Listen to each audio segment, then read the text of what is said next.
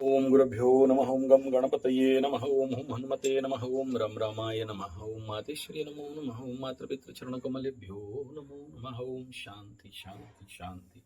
हरि ओम श्री गुरुभ्यो नमः। पूर्णिमा और ये शुक्ल पूर्णिमा, मकर पूर्णिमा या मकर और कुंभ के बीचों बीच वाला पूर्णिमा। नेचुरली सिंह में सूर्य आ चुके हैं तो इसका ठीक सप्तम स्थान कुंभ में, लेकिन ये जो पूर्णिमा है ठीक धनिष्ठा नक्षत्र के क्रॉस करता हुआ कंडीशन में है। इस पूर्णिमा से पहले और पूर्णिमा के बाद कई सारे नेगेटिव पॉजिटिव इम्पैक्ट दिखाई दे रहे हैं, और पूर्णिमा के बाद भी दोनों तरफ ही मिलेगा। केवल पॉजिटिव बोलेंगे ऐसा संभव नहीं है। और ये पूर्णिमा आने वाला 15 दिन तक एक प्रकार का परिस्थिति को खड़ा कर रहा है। तो सबसे पहला ये पूर्णिमा को अगर नेगेटिव इम्पैक्ट बताया जाए तो मिथुन का अष्टम स्थान में होना और चंद्र आवेश है, तो आपको बड़ा सावधान रहना चाहिए। माँ भुवनेश्वरी का जरूर पूजा पाठ साधना ध्यान और चंद्र अर्घ्य आपको देना चाहिए। मिथुन के लिए अष्टम ऐसा चंद्रमा कईयों का आपके मामा पक्ष, ससुराल पक्ष, इस प्रकार के स्थिति में कुछ गड़बड़ करने का संभावना रहता है। लेकिन अष्टम से नवम की ओर भी है तो उतना ज्यादा इम्पैक्ट तो नहीं रहेगा। लेकिन कर्क राशि वालों के लिए ये कहीं ना कहीं थोड़ा सा नेगेटिव इम्पैक्ट, कर्क लग्न राशि दोनों के लिए बता दे रहा हूँ। देखिए, बहुत सारे कर्क लग्न राशि वालों संतान पक्ष का समस्या तो दिख रहा है। खुल के नहीं बोल सकता, बोलना पाप लगेगा। आप लोग जो कर्क राशि वाले पीड़ित हो, बच्चा लेके हॉस्पिटल दौड़ रहे हो या बीमारी के लिए टेंशन तनाव में हो, चाहे कर्क लग्न हो चाहे राशि हो, तो ये परिस्थिति तो है। तीसरा बिंदु देखिए, मेष के लिए नहीं बोला, वृष के लिए नहीं बोला, क्योंकि ये इन गुड कंडीशन पे चल रहा है पूर्णिमा। वृषभ के लिए जरूर है इस समय, क्योंकि नवम स्थान में है तो ये पूर्णिमा थोड़ा प्रॉब्लमेबल है, बहुत ज्यादा नहीं है। लेकिन इस समय वृष वालों को बहुत ज्यादा गाड़ी चलाने में सावधानी भी बरतना चाहिए, पूजा पाठ के समय में भी सावधानी बरतना चाहिए। तो कर्क वालों के बाद सिंह के लिए बात करते हैं तो शनि के साथ चंद्रमा आसपास ही है, बकरी शनि के साथ बड़े सारे अचानक घटनाएं सामने आ सकते हैं, सावधान रहना चाहिए सिंह के लिए। और मैं बार बार सिंह राशि वालों को अलर्ट कर रहा हूं कि बहुत 8 महीना शायद रह गया ढैया शुरू होने के लिए। प्री प्रोग्रामिंग यहाँ पर बन रहा है, हॉस्पिटल, बीमारी, कुछ लोग ठीक हो जाएंगे इस पीरियड में, इस पूर्णिमा में पूरा कंप्लीट ठीक हो जाएंगे, एनर्जी ज्यादा आएगा। ठीक होने में सावधान बरतना, एक्सेसिव एनर्जी के कारण कभी कभार स्ट्रोक हो सकते हैं। और ऐसे कंडीशन में जैसे आप देखना, सूर्य जिस दिन संक्रांति की उसी दिन खट खट कुछ लोगों का डेथ आपको सुनाई दिया होगा, क्योंकि ये सूर्य शनि और मंगल का दृष्टि में, और ये प्री प्रोग्रामिंग ऑफ पूर्णमी। ऐसे ही इंपैक्ट कुंभ राशि के साथ भी है, इनको भी सावधान रहना चाहिए, क्योंकि full moon energy with the Shani, तो शनि के इंपैक्ट को बढ़ा देगा।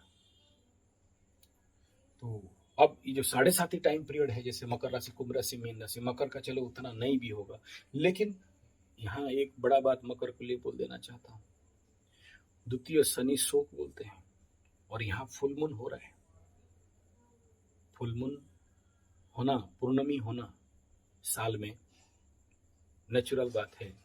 चंद्रमा और सूर्य यहाँ घूम के जब आएंगे तभी होगा पूर्णिमा। जिस समय कुंभ में सूर्य थे तो पूर्णिमा सिंह पूर्णिमा था, अभी आपके ऊपर आ रहा है शनि के साथ। तो सीवियर लेवल पे किसी को हायर मेंटल डिप्रेशन देगा, तो किसी को बहुत ज्यादा मेंटल अप एंड आउट दे देगा। और इस कंडीशन पे इस पूर्णिमा को हैंडल कर पाना, स्पेशली गाड़ी चलाना और बैड न्यूज आना। बैड न्यूज किसके लिए आ सकता है? मकर के लिए आ सकता है, तुला के लिए आ सकता है, मिथुन के लिए आ सकता है। मकर के लिए यहाँ शोक देना होगा, कर्क के लिए इधर संतान बाधा देना होगा। तो इसके लिए इस पूर्णिमा के लिए सावधान। देखिए, प्री फंक्शन ऑलरेडी हो चुका है, कुछ लोग हॉस्पिटल के चक्कर लगा रखे हैं, कुछ लोग मेडिसिन के चक्कर में लगा रखे हैं, कुछ लोग स्मशान घाट का चक्कर, मकर लग्न हो, राशि हो, शोक तो देगा ना भाई, कोई ना कोई तो मरवाएगा तभी तो शोक देगा। तो इस क्षेत्र में सावधान रहना चाहिए। दूसरा क्या है कि मकर लग्न का, मैं एक को बोल रहा हूँ, बाकी सब समझ लीजिएगा। 1 2 3, तीसरा में राहु बैठा है, तीसरा छोटा भाई बहन। अब मीन राशि पड़ा, तो मीन राशि तो आपका भांजा, तो यहाँ से देख लो, छोटा भाई बहन का 1 2 3 4 5 राहु का दृष्टि, सूर्य क्रॉस कर गया। तो ऐसे कंडीशन पे यहाँ एक प्रकार का, यानी आपका अष्टमाधिपति भांजे के घर में था, तो यहाँ भांजा का साथ प्रॉब्लम होना, किसी भी प्रकार का एक्सीडेंटल से लेके कोई प्रकार का, ये भी एक संभावना यहाँ पर दिखाई दे रहा है। तो मकर लग्न हो, राशि हो, you are alert for this, आपके भांजा भांजी they are affected now. Okay, ये पूर्णिमा को रिलेटेड बता रहा हूँ, पूर्णिमा से पहले, पूर्णिमा के बाद, और सूर्य संक्रांति से पहले, सूर्य संक्रांति के बाद, ये दोनों का इम्पैक्ट यहाँ पर मकर के लिए दिख रहा है। सेम एज इट इज कुंभ के लिए भी अगर हम लोग बात करते हैं, तो कुंभ के लिए दाम्पत्य जीवन, और आपके यहाँ पर शनि चंद्रमा का युति रहेगा, तो अतिउग्र ऊर्जा करा सकता है। तो अपने को थोड़ा सा शांत रखना, ठंड रखना। इस समय फिर से कह दे रहा हूँ, कुंभ और मीन के लिए यहाँ देखो, शुक्र का जो इम्पैक्ट हो गया अभी कलकत्ता में, आप अगर देखोगे ना, पहले जब शुक्र के ऊपर ये जो राहु का दृष्टि पड़ा, फिर शुक्र इधर क्रॉस करके इधर आया, शनि का दृष्टि पड़ा, उस समय से बोल रहा हूँ कि महिलाएं अकेले ना जाएं, अकेले ना रहें। आप अगर मेरे को जो रेगुलर सुन रहे हैं, उस समय मैं बताया था, ये कंडीशन शुक्र के लिए बहुत अच्छा नहीं है। और शुक्र माने नारी, शुक्र माने कन्या, शुक्र माने स्त्री, और उसको लेके कलकत्ता जैसे महानगर में समस्या हो गई। और ऑलरेडी मैं इसका फोरकास्ट किया था, ऑलरेडी प्रेडिक्शन दिया था। तो ऐसे और भी बहुत सारे संवाद सामने आएंगे, कुछ बाहर एक्सपोज हो गया, कुछ नहीं हुआ।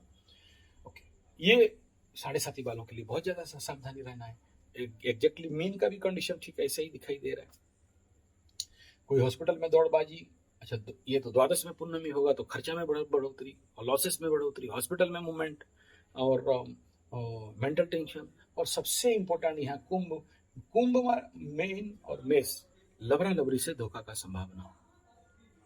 तो ये कहीं ना कहीं एलिगेशनल प्रॉब्लम हो सकता है, कोर्ट कचहरी माली मकदमा प्रॉब्लम हो सकता है।